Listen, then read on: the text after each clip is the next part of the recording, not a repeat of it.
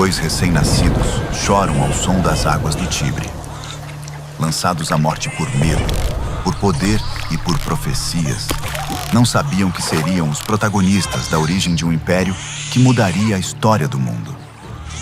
Uma loba os encontra, não para devorá-los, mas para alimentá-los. Um gesto que desafia o instinto natural e molda o destino de Roma. Anos depois, esses irmãos, Rômulo e Remo, caminharão por uma trilha de revelações, traições, conquistas e um crime final que selará o nascimento de uma cidade forjada em sangue.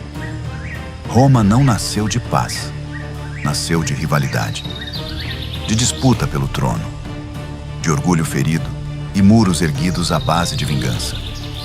Hoje, vamos mergulhar nesse mito ancestral e entender como ele não apenas fundou uma cidade, mas lançou as bases de uma mentalidade imperial. Prepare-se. O que você vai ouvir agora não é um conto de fadas. É a origem brutal de uma potência. E talvez a maior mentira já contada como verdade.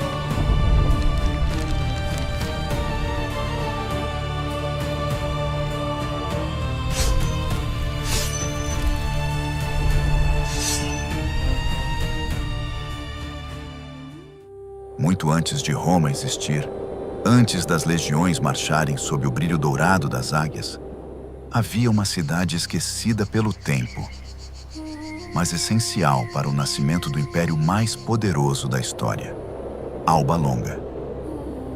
Fundada por Ascânio, filho do herói troiano Enéas, a cidade floresceu no coração do Lácio. Ali governava o rei Numitor, um homem de linhagem nobre, justo e respeitado. Mas a ambição nem sempre caminha ao lado da honra. Seu irmão, Amulho, movido pela sede de poder, o depôs com brutalidade e assumiu o trono à força. Temendo que a descendência real retornasse ao poder, Amulho condenou sua sobrinha, Réia Sílvia, a tornar-se uma vestal virgem, uma sacerdotisa do fogo sagrado, proibida de ter filhos.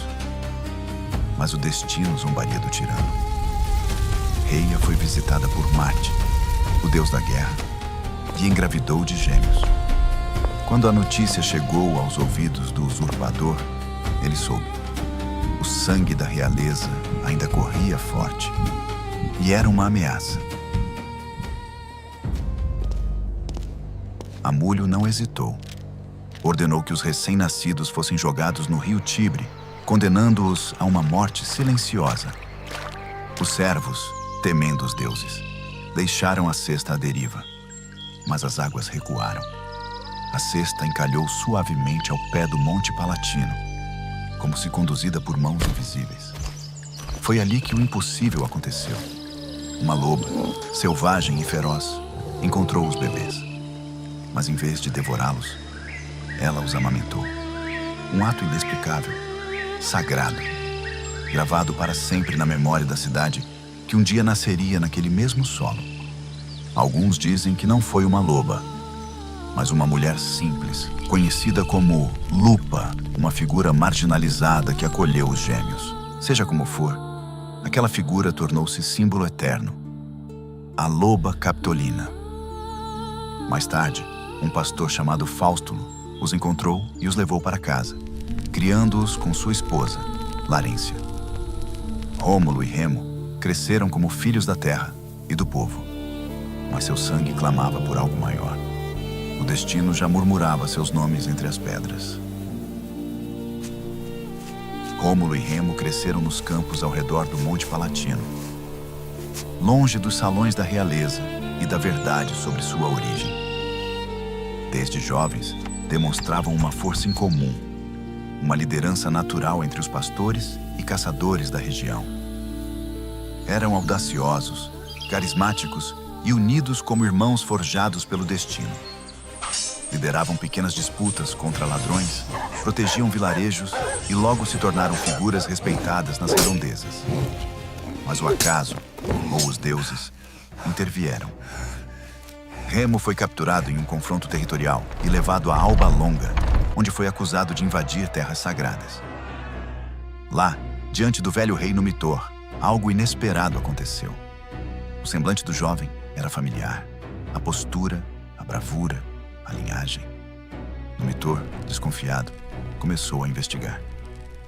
Enquanto isso, Faustulo, temendo o pior, revelou a Rômulo toda a verdade. Eles eram filhos de Reia Sílvia, netos do rei deposto. O sangue que corria em suas veias era real. Rômulo não hesitou.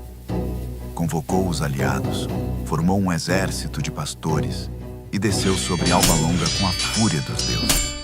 Amulho caiu. Numitor foi restaurado. Mas aquilo não bastava aos irmãos. Eles queriam mais do que justiça. Queriam eternidade. Com o trono de Alba Longa restaurado, os gêmeos se viram diante de uma decisão que mudaria o curso da história. Fundar uma nova cidade. Não uma simples vila, mas algo grandioso, forte e eterno. Um símbolo de liberdade, coragem e domínio. Escolheram um local à margem do Tibre, onde haviam sido salvos, como se quisessem gravar sua origem na fundação da nova civilização. Mas ali surgiram as primeiras rachaduras entre os irmãos. Rômulo escolheu o Monte Palatino, onde a cesta havia encalhado, onde a loba os amamentou. Aquele lugar tinha alma, história, sinal divino. Já Remo preferia o Monte Aventino, mais alto, mais amplo, mais estratégico. A disputa escalou e eles decidiram consultar os deuses por meio dos augúrios, os sinais das aves sagradas. Remo viu 6 aves primeiro, Rômulo viu 12 depois. A discussão inflamou. Os seguidores de cada irmão se dividiram. O que era para ser uma celebração da união transformou-se numa rivalidade silenciosa, ardendo sob o manto da ambição. Enquanto Remo insistia em sua escolha, Rômulo começou a construir os primeiros muros de sua cidade e de seu destino. O céu parecia pesar sobre as colinas do Lácio naquele dia. Rômulo, decidido, traçava os limites da nova cidade com uma enxada, marcando os contornos do que ele chamava de Roma. Para ele, aquele gesto era sagrado. Cada passo no solo, cada linha na terra, era uma afirmação. Aqui começa a eternidade. Mas Remo, inflamado pelo orgulho, viu nisso uma afronta. Aproximou-se dos muros ainda baixos, zombou da construção e, num gesto que ecoaria pela eternidade, saltou por cima da muralha. Assim será fácil invadir tua cidade, irmão, gritou. Foi a gota final. Rômulo, tomado por uma fúria divina e ancestral, ergueu a espada e o golpeou com força. O silêncio se fez. Remo caiu morto sobre o solo sagrado. O irmão, manchado de sangue, declarou com voz firme: assim pereça todo aquele que ultrapassar os muros de Roma. Não havia volta. O crime selou a fundação. A cidade nasceu naquele instante. Não pela união, mas pelo corte. Não pela paz, mas pela escolha entre o amor fraterno e o dever imperial. Roma estava de pé. E o sangue de Remo seria sua pedra fundamental. Com os muros erguidos e o povo organizado, Roma crescia sob a liderança implacável de Rômulo. Mas havia um problema que ameaçava o futuro. Faltavam mulheres. Sem descendência, a cidade não sobreviveria uma geração. Rômulo então arquitetou um plano ousado, cruel e estratégico. Convidou os povos vizinhos para uma celebração e, durante o evento, seus homens raptaram as mulheres sabinas. O ato provocou fúria nos pais e irmãos das jovens, e as guerras não tardaram. Mas o destino, mais uma vez, agiu de forma inesperada. As próprias sabinas, agora esposas e mães de filhos romanos, se colocaram entre os combatentes. Suas lágrimas e palavras romperam as lanças. A paz foi selada não pelo poder das armas, mas pelo ventre das mulheres que Roma havia tomado. Com esse gesto, Rômulo não apenas garantiu a continuidade do povo, mas também consolidou sua autoridade. Roma agora era uma cidade viva, em expansão, e com raízes profundas que se entrelaçavam com outras culturas. A lenda diz que, anos mais tarde, Rômulo desapareceu misteriosamente durante uma tempestade. Muitos acreditaram que havia sido levado pelos deuses.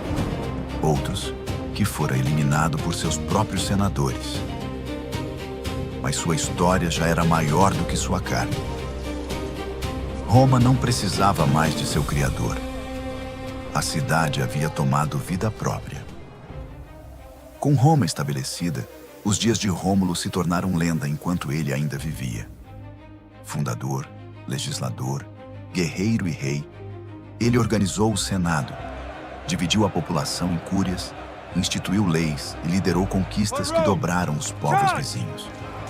Mas, ao mesmo tempo em que Roma crescia, o homem Rômulo começava a desaparecer.